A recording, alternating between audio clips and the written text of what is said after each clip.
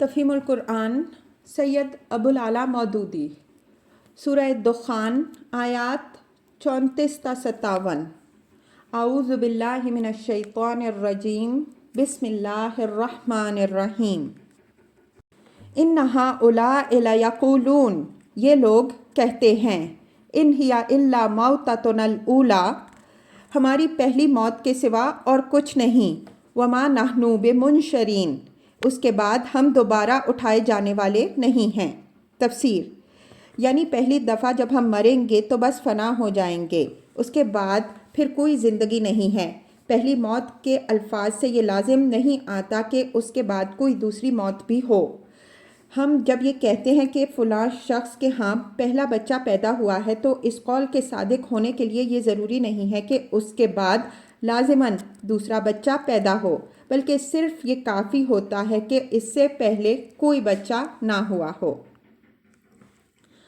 فَأْتُوا بِآبَائِنَا إِن كُنتُمْ صَادِقِينَ، اگر تم سچے ہو تو اٹھا لاؤ ہمارے باپ دادا کو۔ تفسیر: ان کا یہ استدلال تھا کہ ہم نے کبھی مرنے کے بعد کسی کو دوبارہ جی اٹھتے نہیں دیکھا ہے، اس لیے ہم یقین رکھتے ہیں کہ مرنے کے بعد کوئی دوسری زندگی نہیں ہوگی۔ تم لوگ اگر یہ دعویٰ کرتے ہو کہ دوسری زندگی ہوگی تو ہمارے آباء و اجداد کو قبر سے اٹھا لاؤ تاکہ ہم زندگی بعد موت کا یقین کر لیں۔ یہ کام تم نے نہ کیا تو ہم سمجھیں گے کہ تمہارا دعویٰ بے بنیاد ہے۔ یہ گویا ان کے نزدیک حیات بعد الموت کی تردید میں بڑی پختہ دلیل تھی، حالانکہ سراسر محمل تھی۔ آخر ان سے یہ کہا کس نے تھا کہ مرنے والے دوبارہ زندہ ہو کر اسی دنیا میں واپس آئیں گے، اور نبی صلی اللہ علیہ وآلہ وسلم یا کسی مسلمان نے یہ دعویٰ کب کیا تھا کہ ہم مردوں کو زندہ کرنے والے ہیں؟ اہم خیر ام قوم تبع والذین من قبلہم، یہ لوگ زیادہ بہتر ہیں یا تبع کی قوم اور اس سے پہلے کے لوگ؟ تفسیر: تبع قبیلہ حمیر کے بادشاہوں کا لقب تھا، جیسے کسریٰ، کیسر، فرعون وغیرہ القاب مختلف ممالک کے بادشاہوں کے لیے مخصوص رہے ہیں۔ یہ لوگ قوم سبا کی ایک شاخ سے تعلق رکھتے تھے۔ 115 قبل مسیح میں ان کو سبا کے ملک پر غلبہ حاصل ہوا اور 300 عیسوی تک یہ حکمران رہے۔ عرب میں صدیوں تک ان کی عظمت کے افسانے زمان زد خلائق رہے۔ تفصیل کے لیے ملاحظہ ہو تفہیم القرآن جلد 4، سورہ سبا، حاشیہ 37۔ اہلکناہم انہم کانوا مجرمین، ہم نے ان کو اسی بنا پر تباہ کیا کہ وہ مجرم ہو گئے تھے۔ تفسیر: یہ لفظ کفار کے اعتراض کا پہلا جواب ہے۔ اس جواب کا خلاصہ یہ ہے کہ انکار آخرت وہ چیز ہے جو کسی شخص، گروہ یا قوم کو مجرم بنائے یا بغیر نہیں رہتی۔ اخلاق کی خرابی اس کا لازمی نتیجہ ہے، اور تاریخ انسانی شاہد ہے کہ زندگی کے اس نظریے کو جس قوم نے بھی اختیار کیا ہے وہ آخر کار تباہ ہو کر رہی ہے۔ رہا یہ سوال کہ یہ بہتر ہیں یا تبع کی قوم اور اس سے پہلے کے لوگ، اس کا مطلب یہ ہے کہ یہ کفار مکہ تو اس خوشحالی اور شوکت و حشمت کو پہنچ بھی نہیں سکتے جو تبع کی قوم اور اس سے پہلے سبا اور قوم فرعون اور دوسری قوموں کو حاصل رہی ہے، مگر یہ مادی خوشحالی اور دنیاوی شان و شوکت اخلاقی زوال کے نتائج سے ان کو کب بچا سکتی تھی کہ یہ اپنی ذرا سی پونجی اور اپنے ذرائع و وسائل کے بلبوتے پر ان سے بچ جائیں۔ مزید تشریح کے لیے ملاحظہ ہو تفہیم القرآن جلد 4، سورہ سبا، حواشی 25 تا 36۔ وما خلقنا السماوات والارض وما بینہما لاعبین، یہ آسمان و زمین اور ان کے درمیان کی چیزیں ہم نے کچھ کھیل کے طور پر نہیں بنا دی ہیں۔ ما خلقناہما الا بالحق، ان کو ہم نے برحق پیدا کیا ہے۔ وَلَٰكِنَّ أَكْثَرَهُمْ لَا يَعْلَمُونَ، مگر اکثر لوگ جانتے نہیں ہیں۔ تفسیر: یہ ان کے اعتراض کا دوسرا جواب ہے۔ اس کا مطلب یہ ہے کہ جو شخص بھی حیات بعد الموت اور آخرت کی جزا و سزا کا منکر ہے، وہ دراصل اس کارخانہ عالم کا وہ دراصل اس کارخانہ عالم کو کھلونا اور اس کے خالق کو نادان بچہ سمجھتا ہے۔ اسی بنا پر اس نے یہ رائے قائم کی ہے کہ انسان دنیا میں ہر طرح کے ہنگامے برپا کر کے ایک روز بس یوں ہی مٹی میں رل مل جائے گا اور اس کے کسی اچھے یا برے کام کا کوئی نتیجہ نہ نکلے گا۔ حالانکہ یہ کائنات کسی کھلنڈرے کی نہیں بلکہ ایک خالق کے حکیم کی بنائی ہوئی ہے، اور کسی حکیم سے یہ توقع نہیں کی جا سکتی کہ وہ فعل عبث کا ارتکاب کرے گا۔ انکار آخرت کے جواب میں یہ استدلال قرآن مجید میں متعدد مقامات پر کیا گیا ہے، اور ہم اس کی مفصل تشریح کر چکے ہیں۔ ملاحظہ ہو تفہیم القرآن جلد اول سورہ انعام حاشیہ 46، جلد دوم سورہ یونس حواشی 10 تا 11، جلد سوم سورہ انبیاء حواشی 16 تا 17، سورہ المؤمنون حواشی 101 تا 102، سورہ الروم حواشی 4 تا 10۔ ان یوم الفصل میقاتہم اجمعین، ان سب کے اٹھائے جانے کے لیے طے شدہ وقت فیصلے کا دن ہے۔ تفسیر: یہ ان کے اس مطالبے کا جواب ہے کہ اٹھا لاؤ ہمارے باپ دادا کو اگر تم سچے ہو۔ مطلب یہ ہے کہ زندگی بعد موت کوئی تماشا تو نہیں ہے کہ جہاں کوئی اس سے انکار کرے فوراً ایک مردہ قبرستان سے اٹھا کر اس کے سامنے لا کھڑا کیا جائے۔ اس کے لیے تو رب العالمین نے ایک وقت مقرر کر دیا ہے جب تمام اولین و آخرین کو وہ دوبارہ زندہ کر کے اپنی عدالت میں جمع کرے گا اور ان کے مقدمات کا فیصلہ صادر فرمائے گا۔ تم مانو چاہے نہ مانو، یہ کام بہرحال اپنے وقت مقرر پر ہی ہوگا۔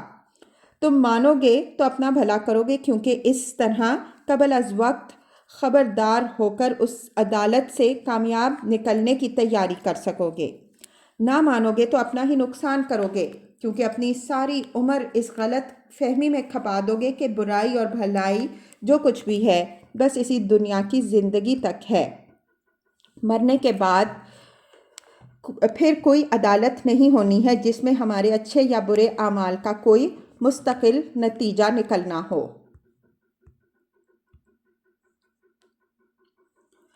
یوم لا یغنی مولا عن مولا شیئا ولا هم ینصرون، وہ دن جب کوئی عزیز قریب اپنے کسی عزیز سے قریب کے کچھ کام نہ آئے گا۔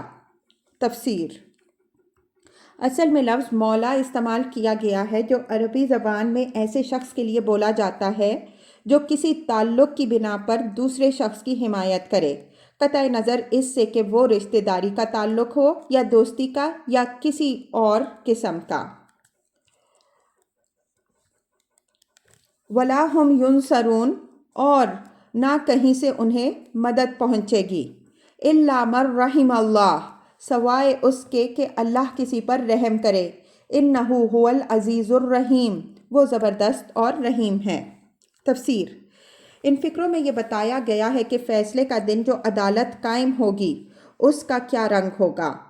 کسی کی مدد یا حمایت وہاں کسی مجرم کو نہ چھڑا سکے گی، نہ اس کی سزا کم ہی کرا سکے گی۔ کلی اختیارات اس حاکم حقیقی کے ہاتھ میں ہوں گے جس کے فیصلے کو نافذ ہونے سے کوئی طاقت روک نہیں سکتی، اور جس کے فیصلے پر اثر انداز ہونے کا بلبوتا کسی میں نہیں ہے۔ یہ بالکل اس کے اپنے اختیار تمیزی پر موقوف ہوگا کہ کسی پر رحم فرما کر اس کو سزا نہ دے یا کم سزا دے، اور حقیقت میں اس کی شان یہی ہے کہ انصاف میں کرنے میں بے رحمی سے نہیں بلکہ رحم ہی سے کام لے۔ لیکن جس کے مقدمے میں جو فیصلہ وہ کرے گا وہ بہرحال بے کم و کاست نافذ ہوگا۔ عدالت الہی کی یہ کیفیت بیان کرنے کے بعد آگے کی چند فقروں میں بتایا گیا ہے کہ اس عدالت میں جو لوگ مجرم ثابت ہوں گے ان کا انجام کیا ہوگا، اور جن لوگوں کے بارے میں یہ ثابت ہو جائے گا کہ وہ دنیا میں خدا سے ڈر کر نافرمانیوں سے پرہیز کرتے رہے، ان کو کن انعامات سے سرفراز کیا جائے گا۔ ان شجرۃ الزقوم، زقوم کا درخت، طعام الاثیم، گنہگار کا کھاجا ہوگا، کالمہل، تیل کی تلچھٹ جیسا۔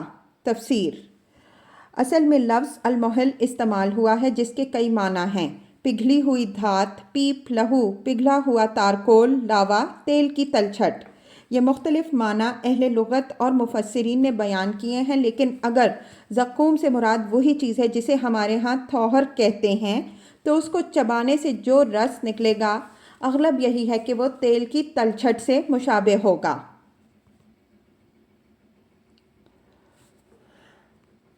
یغلی فی البطون کغلی الحمیم، پیٹ میں اس طرح جوش کھائے گا جیسے کھولتا ہوا پانی جوش کھاتا ہے۔ خذوہ، پکڑو اسے، فاعتلوہ الی سواء الجحیم، اور رگڑتے ہوئے لے جاؤ اس کو جہنم کے بیچوں بیچ۔ ثم صبوا فوق رأسہ من عذاب الحمیم، اور انڈیل دو اس کے سر پر کھولتے ہوئے پانی کا عذاب۔ ذق، چکھ اس کا مزہ، انک انت العزیز الکریم، بڑا زبردست اور عزت دار آدمی ہے تو۔ ان ھذا ما کنتم بہ تمترون، یہ وہی چیز ہے جس کے آنے میں تم شک رکھتے تھے۔ ان المتقین فی مقام امین، خدا ترس لوگ امن کی جگہ میں ہوں گے۔ تفسیر: امن کی جگہ سے مراد ایسی جگہ ہے جہاں کسی قسم کا کھٹکا نہ ہو، کوئی غم، کوئی پریشانی، کوئی خطرہ اور اندیشہ، کوئی مشقت اور تکلیف لاحق نہ ہو۔ حدیث میں آتا ہے کہ رسول اللہ صلی اللہ علیہ وآلہ وسلم نے فرمایا، اہل جنت سے کہہ دیا جائے گا کہ یہاں تم ہمیشہ تندرست رہو گے، کبھی بیمار نہ ہوگے، ہمیشہ زندہ رہو گے، کبھی نہ مرو گے، ہمیشہ خوشحال رہو گے، کبھی خستہ حال نہ ہوگے، ہمیشہ جوان رہو گے، کبھی بوڑھے نہ ہوگے۔ فی جنات و عیون، باغوں اور چشموں میں، یلبسون من سندس و استبرق، حریر و دیبا کے لباس پہنے۔ تفسیر: اصل میں سندس اور استبرق کے الفاظ استعمال ہوئے ہیں۔ سندس عربی زبان میں باریک ریشمی کپڑے کو کہتے ہیں اور استبرق فارسی میں ستبر کا معرب ہے اور یہ دبیز ریشمی کپڑے کے لیے استعمال ہوتا ہے۔ متقابلین، آمنے سامنے بیٹھے ہوں گے۔ کذالک، یہ ہوگی ان کی شان۔ وزوجناہم بحور عین، اور ہم گوری گوری آہو چشم عورتوں سے ان کے بیاہ کر دیں گے۔ تفسیر: اصل میں لفظ ہیں حور عین، حور جمع ہے حورا کی، اور حورا عربی زبان میں گوری عورت کو کہتے ہیں، اور عین جمع ہے عینا کی، اور یہ لفظ بڑی بڑی آنکھوں والی عورت کے لیے بولا جاتا ہے۔ مزید تشریح کے لیے ملاحظہ ہو تفہیم القرآن جلد چہارم، سورہ صافات، حاشیہ 26-29۔ یدعون فیہا بکل فاکہۃ آمنین، وہاں وہ اطمینان سے ہر طرح کی لذیذ چیزیں طلب کریں گے۔ تفسیر: اطمینان سے طلب کرنے کا مطلب یہ ہے کہ جو چیز جنتی چاہیں گے بے فکری کے ساتھ جنت کے خادموں کو اس کے لانے کا حکم دیں گے اور وہ حاضر کر دی جائیں گی۔ دنیا میں کوئی شخص ہوٹل تو درکنار خود اپنے گھر میں اپنی چیز بھی اس اطمینان سے طلب نہیں کر سکتا جس طرح وہ جنت میں طلب کرے گا، کیونکہ یہاں کسی چیز کے بھی اتاہ ذخیرے کسی کے پاس نہیں ہوتے، اور جو چیز بھی آدمی استعمال کرتا ہے اس کی قیمت بہرحال اس کی اپنی جیب ہی سے جاتی ہے۔ جنت میں مال اللہ کا ہوگا اور بندے کو اس کے استعمال کی کھلی اجازت ہوگی، نہ کسی چیز کے ذخیرے ختم ہو جانے کا خطرہ ہوگا، نہ بعد میں بل پیش ہونے کا سوال ہوگا۔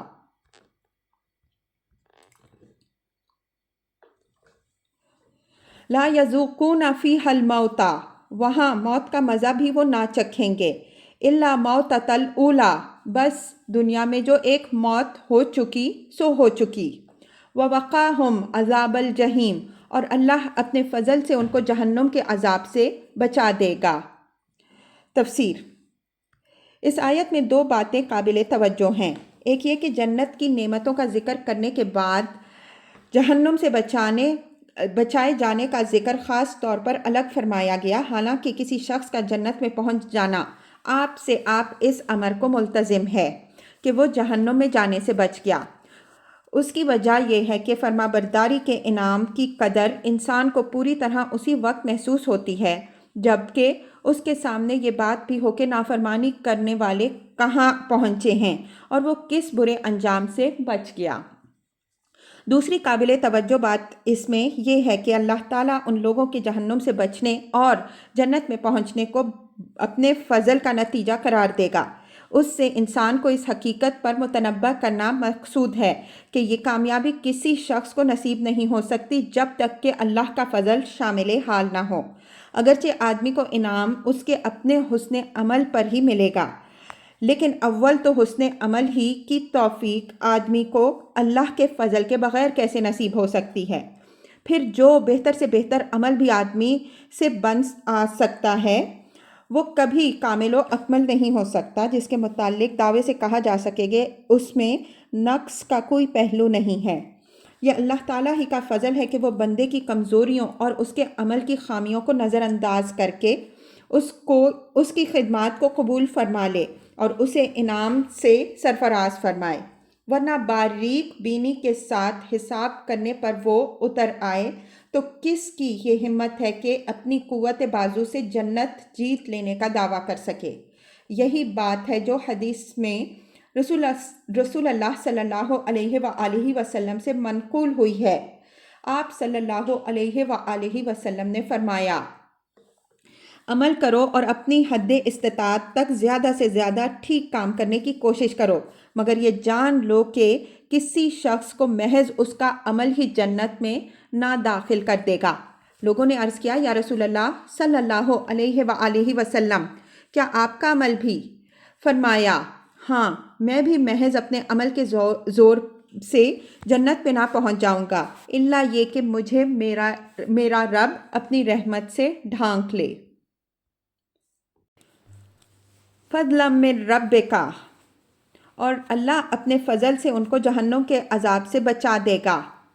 ذالک هو الفوز العظیم، یہی بڑی کامیابی ہے۔